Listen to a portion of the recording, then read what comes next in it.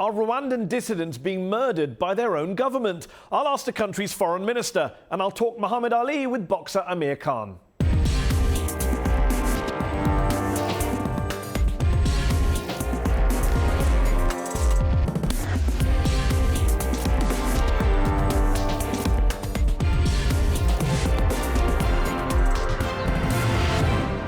I'm Mehdi Hasan. As Muhammad Ali, aka the greatest, is buried in his hometown of Louisville, Kentucky, what's his legacy as a heavyweight champion and as a Muslim, an activist, a radical? I'll ask boxer Amir Khan. But first, in recent years, Rwanda, which was supposed to be the post-conflict success story of Africa, has come under fire from human rights groups and friendly governments for extrajudicial killings, crackdowns on the press, and most recently, President Paul Kagame's decision to back a constitutional amendment allowing him to run for a third term. His foreign minister says it's the will of the people. But is it really? This week's headliner, Rwandan Foreign Minister Louise Mushikiwabo.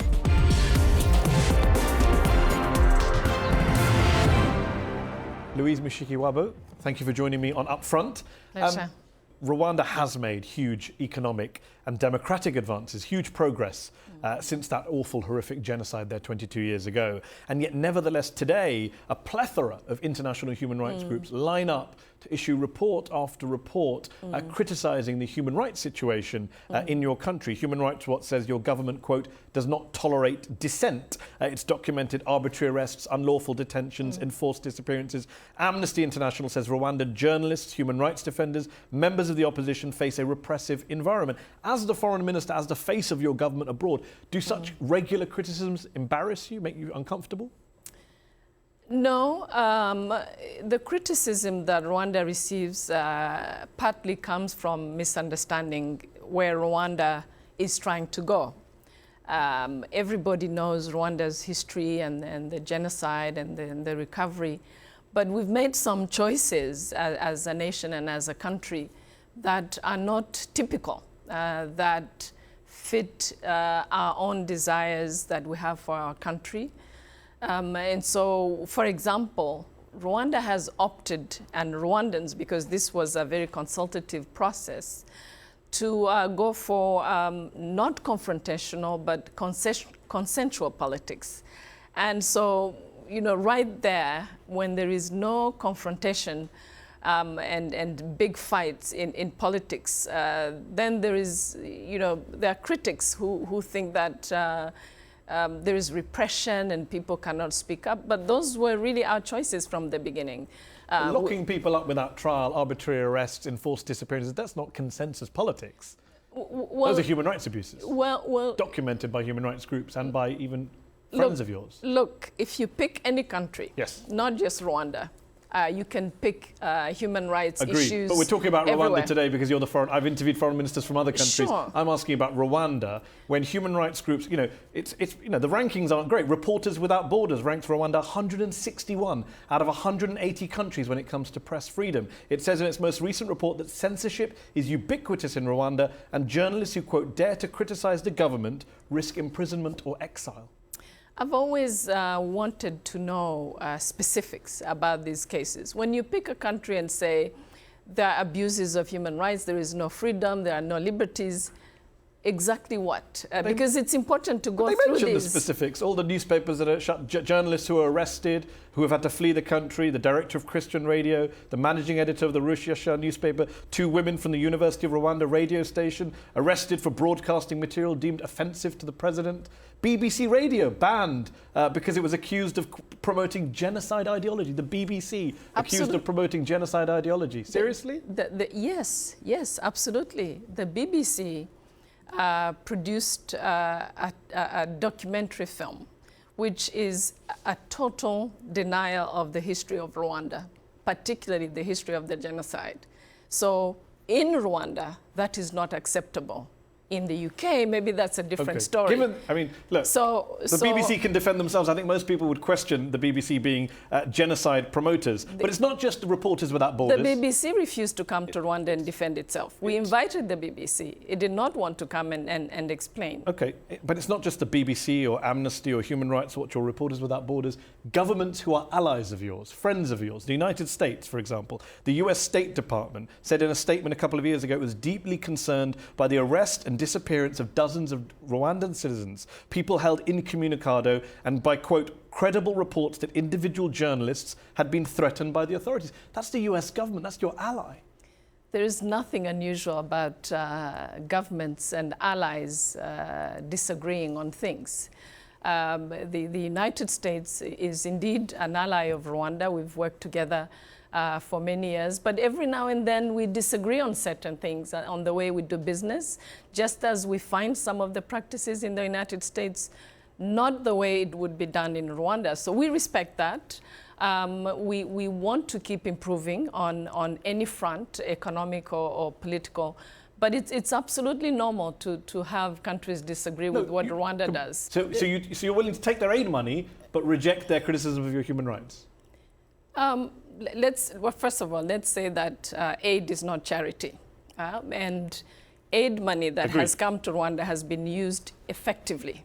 We can account as a government for every dollar that comes into our country. No one was suggesting otherwise in this particular case. I'm just making the point that these are your allies saying this stuff. You've got the US government, you've even got your own fellow African government. South Africa expelled 3 Rwandan diplomats in 2014 after an attack on the home of an exiled Rwandan dissident, which came 3 months after the killing of the Rwandan former intelligence chief in Johannesburg, found strangled in his hotel room. But you know that case has not been investigated. The results are not out. So I don't know. But the South Africans think you were behind it. They kicked out 3 of your diplomats. Well, they didn't do that for no reason. That would have to be adjudicated, and a court would have to decide on that. So as long as it's not decided, my government is not to be accused of anything. I didn't say that. I didn't say that they're guilty of anything. I said the South Africans seem to think you were involved. That's all I'm saying. You would agree with that? That's a way of justifying the question that you were posing. No, it's a way of pointing out to you that you're on your own page. Everyone seems to not agree with you when it comes to these issues. Rwanda seems to be on its own in defending. Let me put it this way. Rwanda, as any other country that I know of, has its own way of doing things, and not everybody should be agreeing with what the government of Rwanda is doing. Should everyone agree when the Rwandan defense minister said in relation to that murdered former intelligence chief, when you choose to be a dog, you die like a dog? President Kagame himself said, whoever betrays the country will pay the price, will face negative consequences. That's not your government basically nudging and winking that they were behind those killings? Let me again put it this way. I don't know anybody who betrays a country that gets rewarded. Let me just put it this way. Okay, but when you say you choose to be a dog, you die like a dog, is that an appropriate thing to say? Some might say that sounds like a gang leader, not a national leader. When somebody comes after my country and threatens the security of my country. Well, he's from your country, with respect. He was a former intelligence chief of your president. Absolutely. So whomever it is. He's a Rwandan. If you threaten my country... Did he threaten your country, the former Yes, he did, absolutely. Was he prosecuted? Yes, he did. What was he prosecuted for? He absolutely did. No, we're talking about what he did. I'm asking for what he was prosecuted What for. he did is he allied himself with militias that were attacking Rwandans and throwing grenades in Rwanda. Was he prosecuted for that? What was he prosecuted for?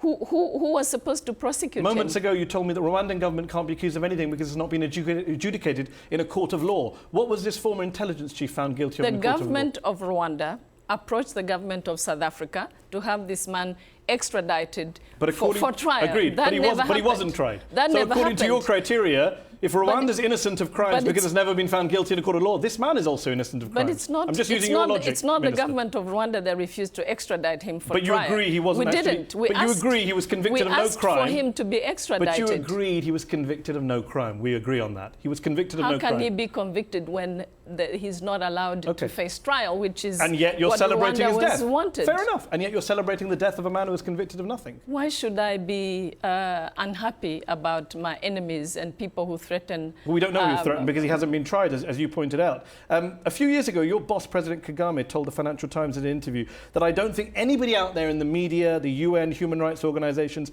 has any moral right whatsoever to level any accusations against me or against Rwanda. Many would say that those are the words not just of authoritarian, that's quite megalomaniacal. I am above criticism. No one should criticize me. What the president is saying is what he believes. President Kagame is a very accountable man, and everything he's done for Rwanda is out in the open.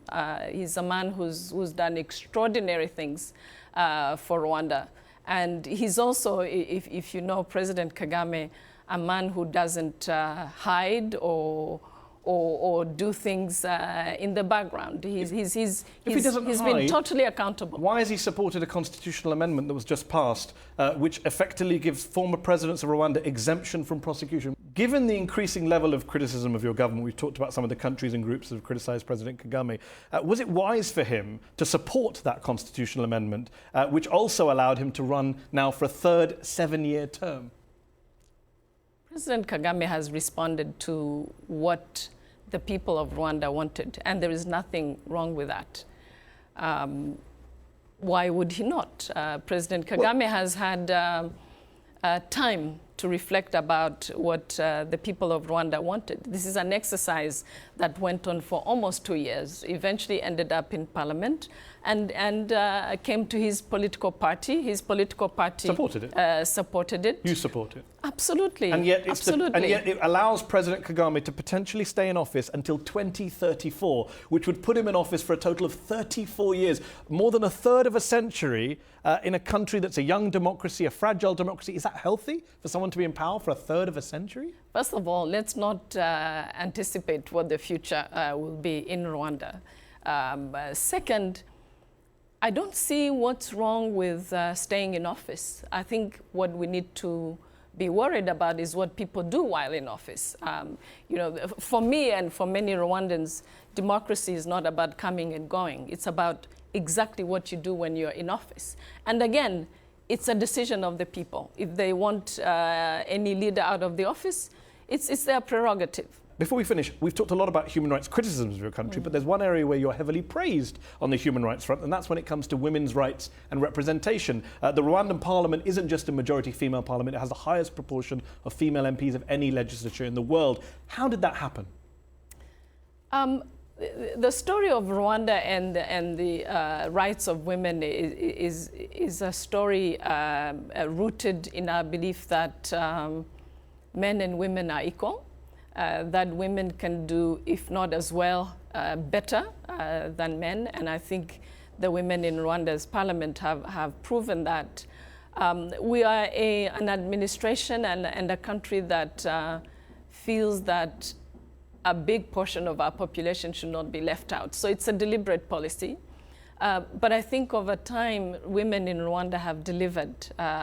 They've produced both at the level of legislature, but also in the socioeconomic transformation of the country. They've done a very good job. So that's how it happened. Results were a motivating factor for Rwandans to bring more women into both parliament but also the executive. And under Rwanda's constitution, almost 1/3 of parliamentary seats have to be occupied by female politicians. Do you think that's a model which other countries that lack Rwanda's level of female representation, for example the United States, should copy, should emulate? Is quotas the way forward? I don't know what every country has to choose their own path. So it's not up to me to say what countries should be copying from Rwanda, but certainly there have been very good things in Rwanda that could be helpful elsewhere.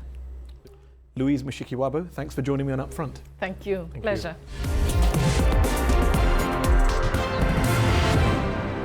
The death of my hero, your hero, Muhammad Ali has rightly dominated global news headlines. Tributes have poured in from presidents, sports stars and celebrities worldwide. Liberals and conservatives alike have lined up to sing his praises. Call me a cynic, but sorry, I can't believe that all of it is truly heartfelt and genuine. Think about it. If a top black athlete today converted to Islam and then declared that he wouldn't, quote, help murder and burn another poor nation simply to continue the domination of white slave masters because his real enemy was at home, he would be denounced as a traitor, as anti-American. If that top black athlete today called for reparations, saying the US government should admit its guilt over slavery and take $25 billion from its defense budget to build houses for black Americans, he'd be dismissed as a divisive crackpot. If that top black athlete today declared his, quote, support for the Palestinian struggle to liberate their homeland and oust the Zionist invaders, He'd annoy a lot of top politicians and might even be labelled an anti-Semite. But those are the exact things that Ali did say. And remember, back when he was saying this stuff, he was reviled too. He was attacked and demonized. Millions hated Ali. Top sports writers called him a punk and the white man's burden. The NSA tapped his phone. Yet today he's lauded by the same types of people who slammed him in the 60s and 70s. Today he's praised by political and media elites for supposedly transcending race and religion. As one commentator pointed out, throughout US history, white Americans have toned down the life stories of radical people of color so that they can celebrate them as they want them to be, not as they were. But the inconvenient truth for establishment types now jumping on the Ali bandwagon is that he was a radical, a revolutionary, a proud black Muslim American who railed against both domestic racism and foreign wars. And look, I'm not saying it's not a good thing that so many powerful people have either changed their views on Ali and what he stood for, or pretended not to notice what he stood for. Nor am I saying they're all hypocrites. No, all I want is a little more consistency and a little less whitewashing of history. Let me finish with a line from the poet Maya Angelou, who once said, "People will forget what you did, but people will never forget how you made them feel." Muhammad Ali made millions of us feel proud of our identity, our ethnicity, our political views, our religious beliefs, and we will never forget him. Rest in peace, my brother. Rest in peace. I am the greatest.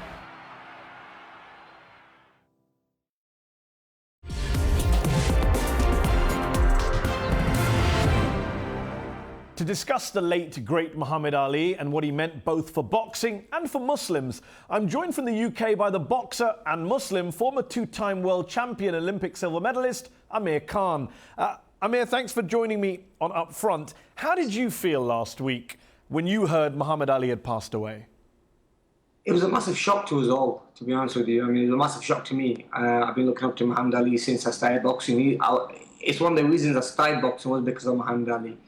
And when I heard that, I was really, really upset. I just didn't have anything to say. I was just really upset. And I'm glad I had the chance to meet him, not once but twice. And those moments when I did meet him are going to be very special to me in my life.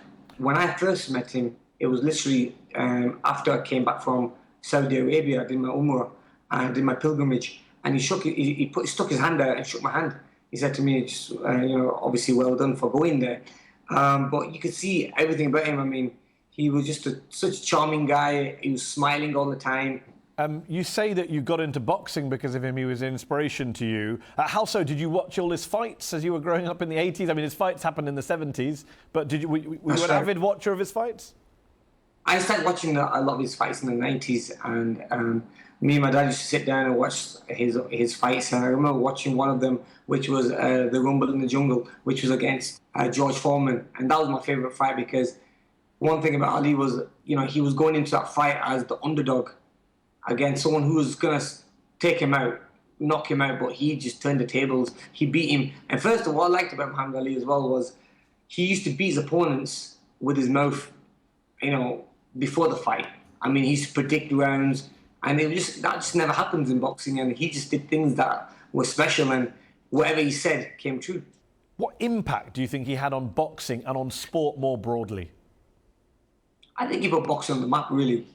Boxing in the early 60s was as known. When Muhammad Ali came on the scene with all the trash talking he did, I mean, people might not like it, might not liked it at the time, but I'm sure they got used to it. I mean, people started, taking more notice in boxing, and now especially boxing is one of the top sports in the world. And I think that's because of people like Muhammad Ali who made it at the top, who made it special, who made it, for the fans and everything else. Yeah.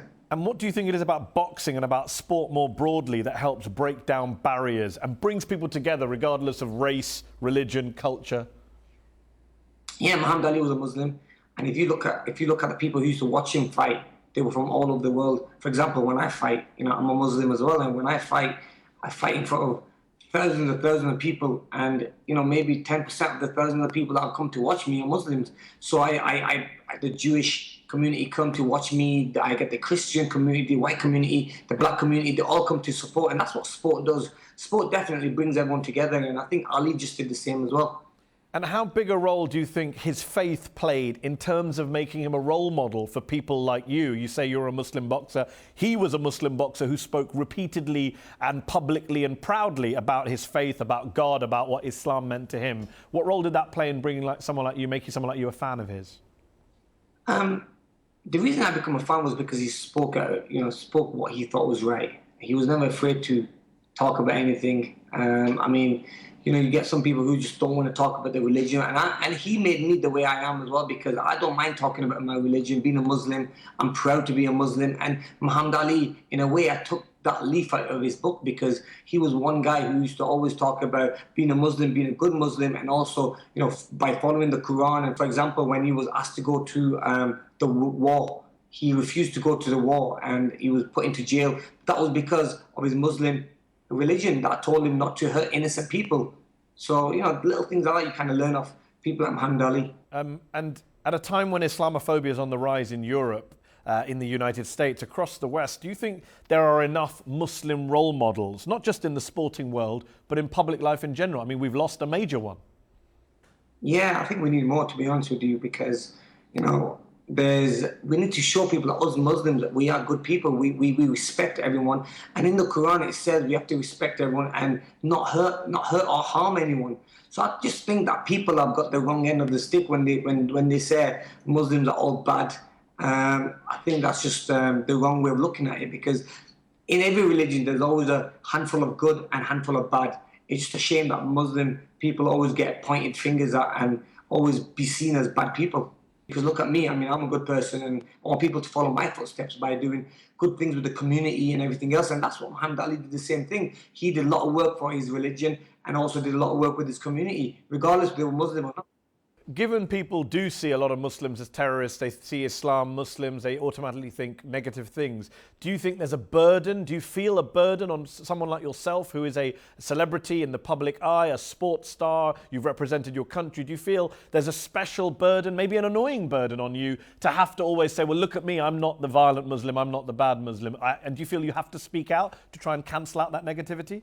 I do all the time, and I'm happy to speak out because, I stand to... I stand up as a Muslim, as a proud Muslim, as a proud British Muslim person, and the reason I stand up is because I want to show people out there is that, look, all us Muslims are not all bad. I mean, there might be terrorist attacks happening around the world. I'm against that, just like other Muslim people around the world who are against that. So I think it's wrong when people just point the finger at you. I think everyone's different in their own way. It's just a shame that there's a few people who make it worse for us all. Do you think there'll ever be another Muhammad Ali?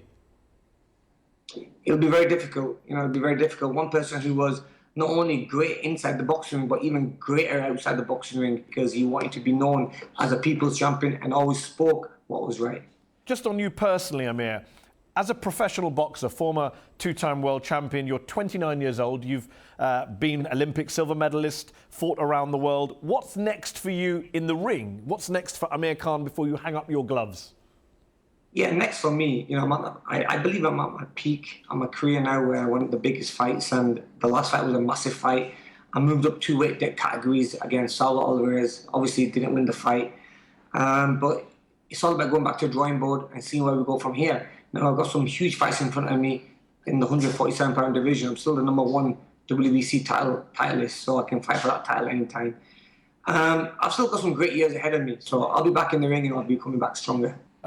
Your parents are from Pakistan. You've done a lot of charity work in Pakistan. You've started a boxing academy there recently. But you also caused a bit of a stir recently, saying you'd love to fight for Pakistan at the Rio Olympics this summer. You were accused of being anti-British, of being a traitor. What's your response to your critics?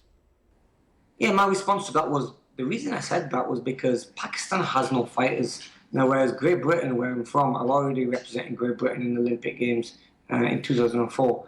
And the reason I said that was because Great Britain already has a full team. Now, it'd be so bad if I stepped in front of someone who already has qualified, and I stepped in there because I'm a bigger name. I'm going to ruin his dreams. So I didn't want to do that. That's why I said. That's why I said that I'd like to represent Pakistan, because in that sense, I won't be spoiling someone else's dream, if you get what I mean. And do you still plan to do that? Well, it just depends because I'm under contract as a professional fighter, so I don't think my contract allows me. But look, if I am allowed to do that, look, I'd love to represent Great Britain again. But the only reason I said I represent Pakistan is because they've already got a fighter in my position, in my weight category, and I don't want to spoil that fighter's dream because the Olympics makes you, and the Olympics made me, so I would never want to do that to anyone. Amir Khan, thanks for joining me on UpFront. Thank you very much. Thanks for having me on. That's our show. UpFront will be back next week.